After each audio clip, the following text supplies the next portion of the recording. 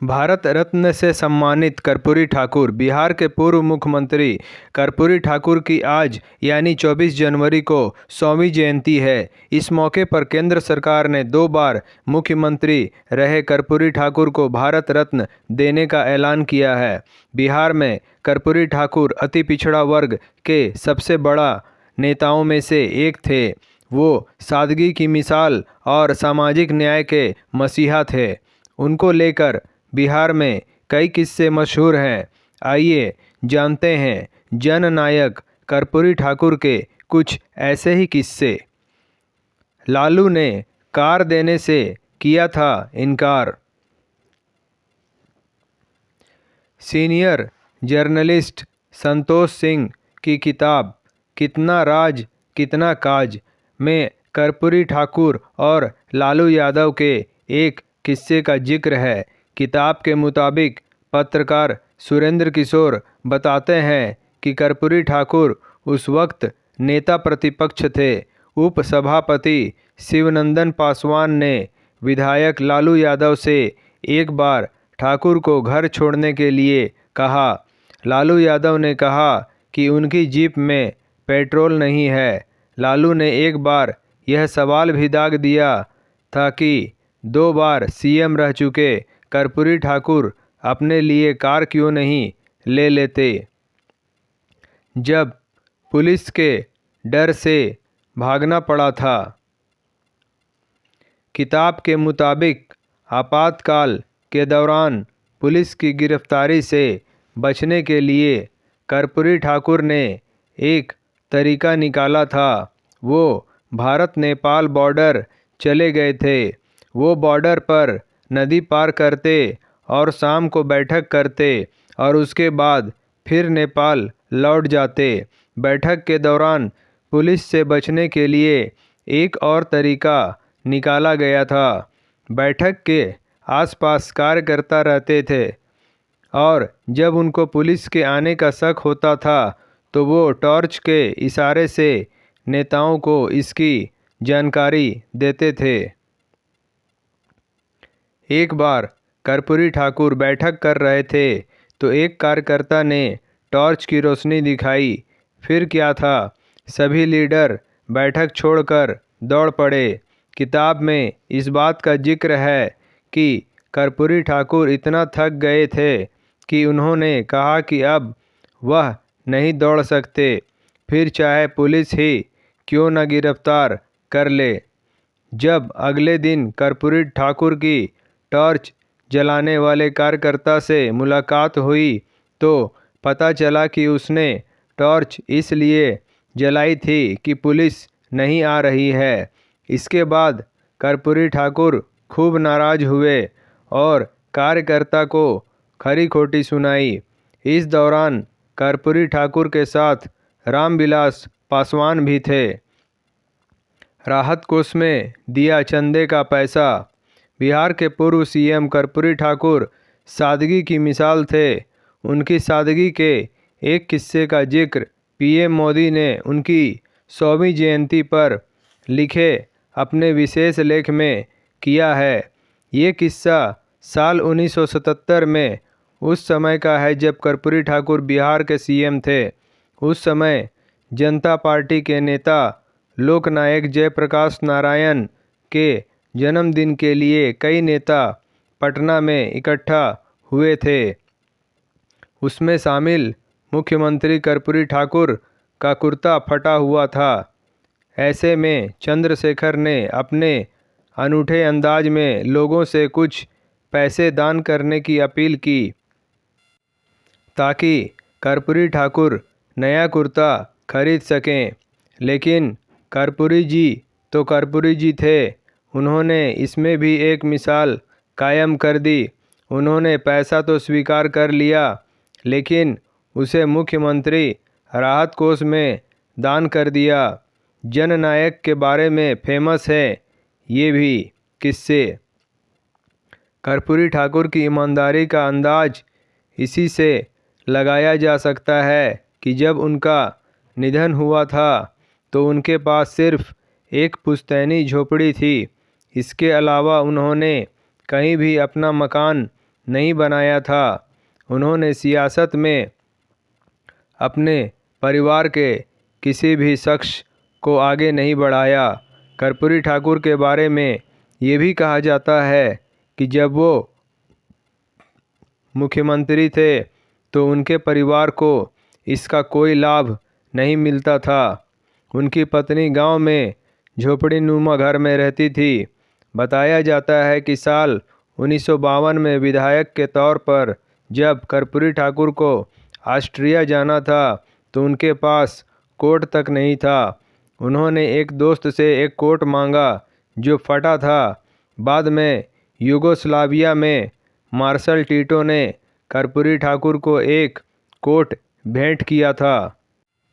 कर्पूरी ठाकुर जब 1952 में पहली बार चुनाव मैदान में उतरे तब उनकी जेब बिल्कुल खाली थी। इसी वजह से वह चुनाव लड़ने से हिचक रहे थे। ठाकुर के समर्थकों ने उनसे ताजपुर विधानसभा से चुनाव लड़ने को कहा, पर उन्होंने साफ मना कर दिया। बाद में सोशलिस्ट पार्टी के बड़े नेताओं की मांग के बाद चुनाव लड़ने को तैयार हुए, लेकिन एक शर्त रख दी। 54-58 लेकर लड़ा था चुनाव। कर्पूरी ठाकुर ने शर्त रखी कि वह चंदे पर ही चुनाव लड़ेंगे। राज्यसभा के उपसभापति हरिवंश जननायक कर्पूरी ठाकुर स्मृति ग्रंथ में लिखते हैं कि कर्पूरी ठाकुर ने फैसला किया कि वह चंदा जुटाकर चुनाव लड़ेंगे और 54-58 का चंदा लेंगे। ज़्यादा से ज़्यादा 2 रुपये का सहयोग लेंगे। उन दिनों जयप्रकाश नारायण की पत्नी प्रभावती देवी इकलौती थी जिन्होंने 5 रुपये का चंदा दिया था। चंदा जुटाकर एक चुनाव लड़ने वाले ठाकुर ने पहले ही चुनाव में कदावर नेता को हरा दिया था। एक एक पैसे का हिसाब रखते थे। हिसाब कर्पूरी ठाकुर अपने जीवन में एक लोकसभा चुनाव को छोड़कर कभी नहीं हारे और जीवन भर चंदे से ही चुनाव लड़ा। वह चंदे के एक एक पाई का हिसाब खुद रखते थे और राजनीतिक चंदे का कभी निजी काम के लिए इस्तेमाल नहीं किया।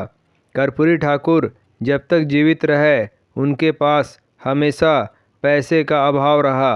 अपनी चाय पानी और टिकट जैसी चीज़ों का खर्च खुद वहन किया करते थे। ना तो कभी पार्टी से लिया और न कभी कार्यकर्ताओं को इस मदद के लिए प्रेरित किया। कांख में दबाए रहते थे किताब का गट्ठर। कर्पूरी ठाकुर हमेशा दूसरों को बहुत ध्यान से सुना करते थे और उनसे ज्ञान लिया करते थे।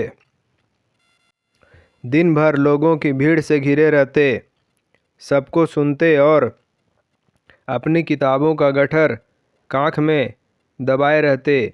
जैसे ही मौका मिलता किताबों में खो जाते।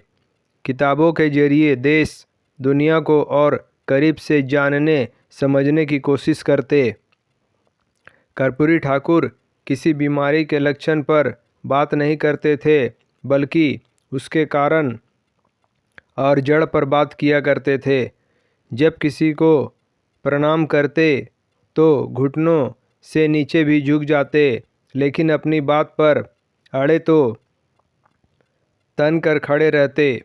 अंग्रेजी हटाई तो लोग कहने लगे कर्पूरी डिवीज़न। कर्पूरी ठाकुर बिहार के शिक्षा मंत्री भी रहे। जब उन्होंने शिक्षा मंत्री का कार्यभार संभाला तो सबसे पहला काम किया कि मैट्रिक की परीक्षा में अंग्रेजी की अनिवार्यता खत्म कर दी। उसके बाद विपक्ष के निशाने पर आ गए। विपक्ष कहने लगा कि चूँकि उन्हें खुद अंग्रेजी नहीं आती इसलिए अंग्रेजी हटा दी। उस साल बिहार बोर्ड से मैट्रिक में पास हुए बच्चों को कर्पूरी डिवीज़न से पास कहा जाने लगा। दिलचस्प बात यह है कि जिस साल बिहार सरकार ने मैट्रिक से अंग्रेजी की अनिवार्यता खत्म की थी, उसी साल पश्चिम बंगाल की वामपंथी सरकार ने भी ऐसा ही किया था। जब नेताओं ने भिजवाई ईंट। कर्पूरी ठाकुर ऐसे नेता थे जिनकी विपक्षी नेता भी इज्जत किया करते थे। बीजेपी नेता भोला सिंह उनसे जुड़ा है एक दिलचस्प संस्मरण सुनाते हैं। वह लिखते हैं कि कर्पूरी ठाकुर मुख्यमंत्री तो बन गए, लेकिन उनका घर वैसे ही उजाड़ रहा। उन्होंने अपना घर बनवाने पर ध्यान नहीं दिया, उठने बैठने की ढंग की जगह तक नहीं थी। बाद में उनका घर बनवाने के लिए 50,000 ईंट भेजी गई, पर कर्पूरी ठाकुर ने उन ईंट से अपना घर ना बनवाकर गांव का स्कूल बनवा दिया था। सिर्फ एक चुनाव हारे। कर्पूरी ठाकुर अपने जीवन में सिर्फ एक चुनाव हारे, वह 1984 का लोकसभा चुनाव था।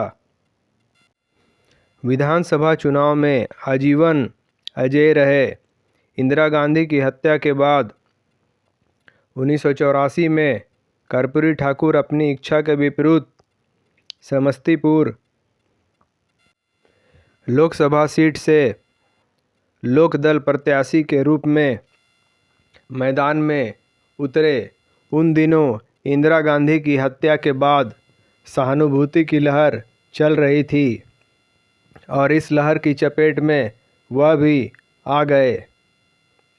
दोस्तों, आपको हमारा वीडियो पसंद आया हो तो लाइक करें, शेयर करें, सब्सक्राइब करें और हमारे नई वीडियो के लिए बेल आइकन जरूर दबाएं। धन्यवाद।